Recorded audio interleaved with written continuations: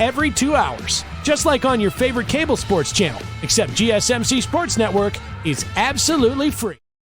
Hello everyone and welcome back to this edition of the GSMC Fantasy Sports Podcast. I hope you're enjoying this player profile series with an NFC West flavor on this lovely Independence Day. Hope you guys are enjoying that as well and celebrating to the best of your abilities. But we have another segment to get to. We moved from Seattle to Arizona, like I said, to examine the QB that is Kyler Murray.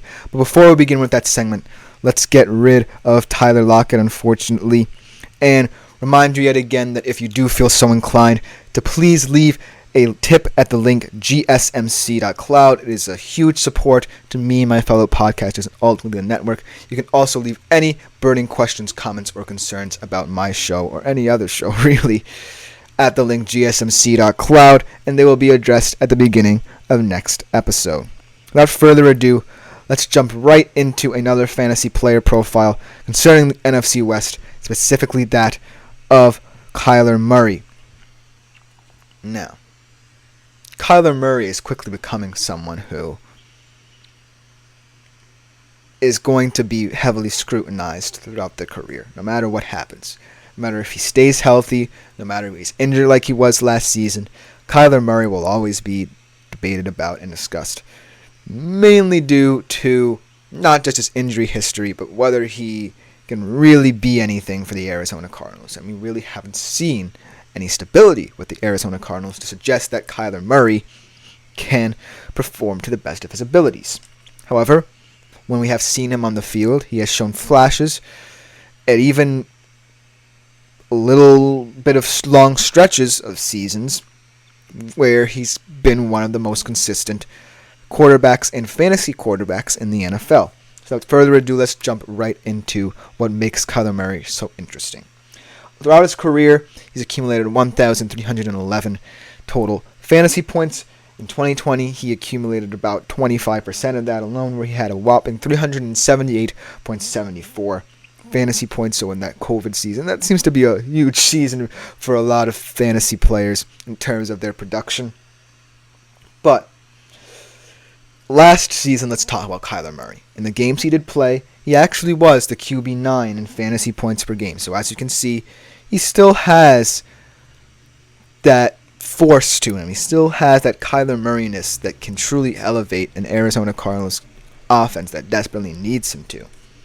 However, there are some things that you might not like about him. He was only 38th in completion percentage over expected, 35th in highly accurate throw rate, and he had the 4th highest off-target rate. So as you can see, while he was high in fantasy rankings, there are some worrying signs in terms of, say, how he's turning the ball over, how he's protecting the football, that could seep in. However, another huge upside to Kyler Murray is obviously he's one of the best rushing quarterbacks in the NFL right now.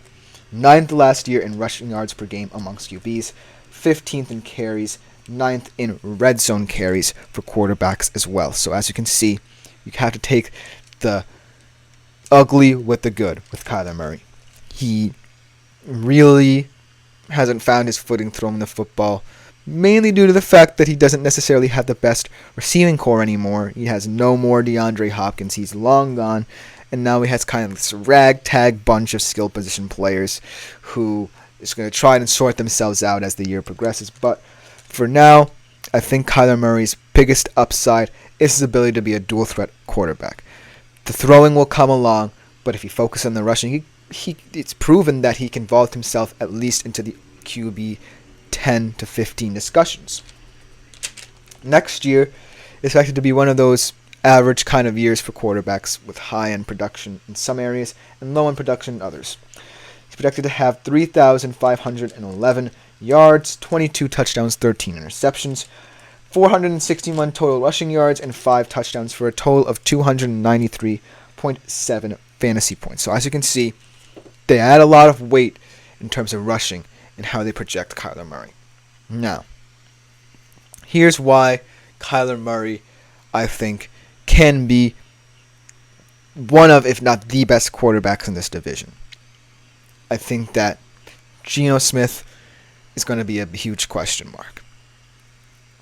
where are we going to see the 22 Geno Smith or the 23 version of Geno Smith? It's as simple as that question. Brock Purdy, he's always going to be a metronomic presence in San Francisco. He's not going to be asked to do too much, so a lot of people might disregard him in terms of fantasy because he doesn't put up as much fantasy points as other quarterbacks in this division. And then Matthew Stafford probably is going to be 1 or 1A in terms of fantasy points. We'll talk about him a bit later in the show. But there is room for Kyler Murray to at least be the best quarterback in this division.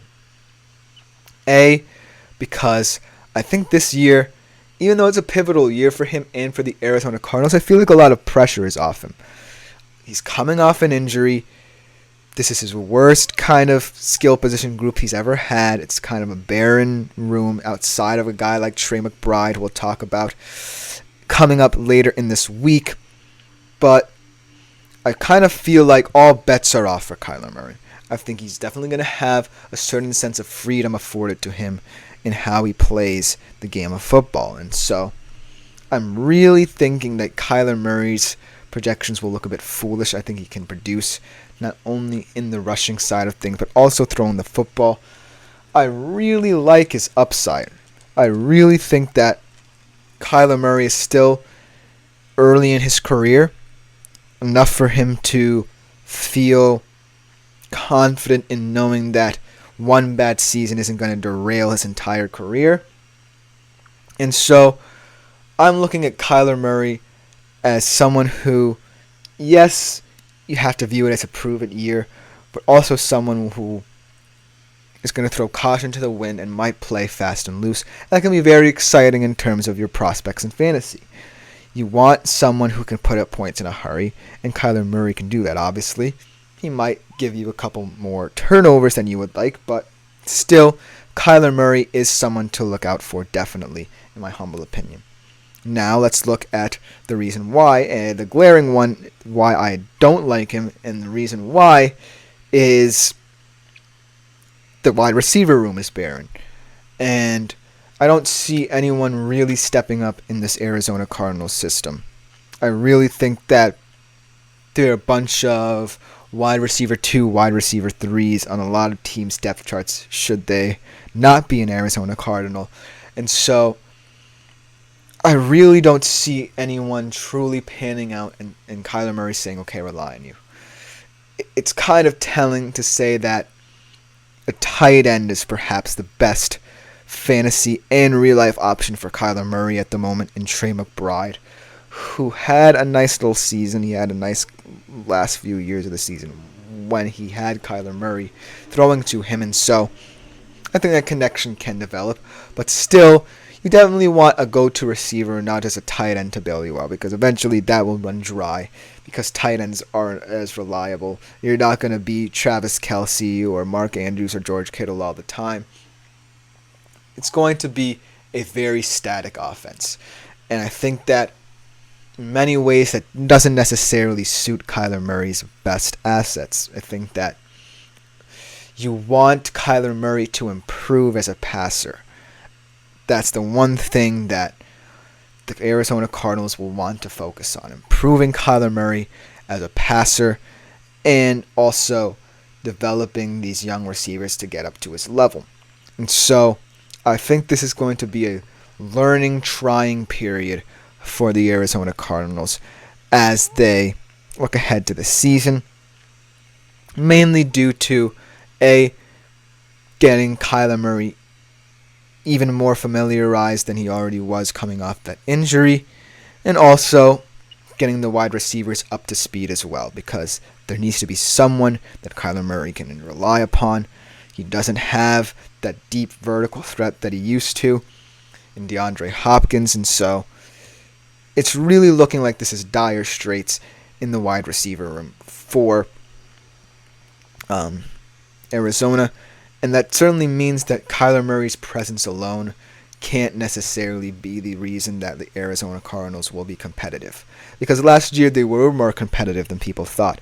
But that was ultimately down to maybe the first couple of games, and then, as the year went on, there were ups and downs. And that was the case because Jonathan Cannon himself was just being broken in as a new head coach.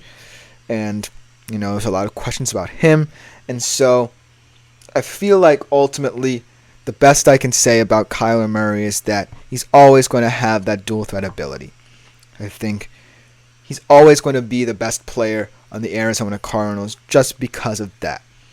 And hopefully, we see the real Kyler Murray, the real potential of what Kyler Murray is, the real identity of what he is and what he does within this season.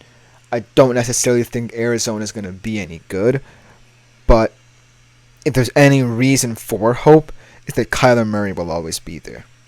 In terms of fantasy, I think it's going to be a weird, wacky, and wild season for Kyler Murray. There's going to be some high highs and some low lows. There's going to be some 5 TD games. There's going to be some 3 interceptions games. There's going to be a lot of different variants in his performances.